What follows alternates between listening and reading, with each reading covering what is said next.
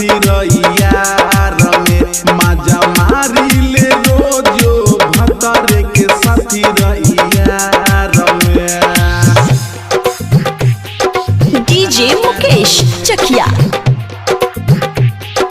Neha recording studio चकिया।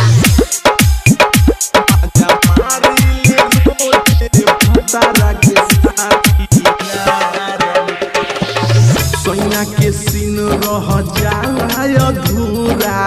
से जिया पसवक होला न पूरा मर जाई जीवा तो के खाई घिउआ चढ़ल जवानी में मारब न दूरा नहीं मोटर न गाड़ी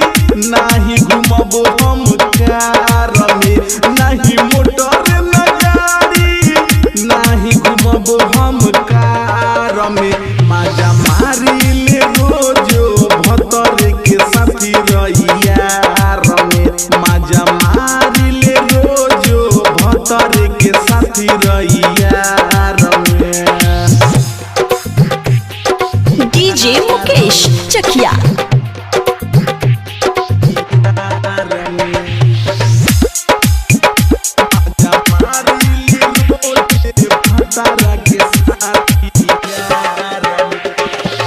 जानी ले नो न बतावेला छो सुरेश दीवाना दोसर मिले ना लोगो राइटर अभिषेक मिले ना इंटरेस्ट हो कबो सिखावे ना सुतवला में सो डीजे मुकेश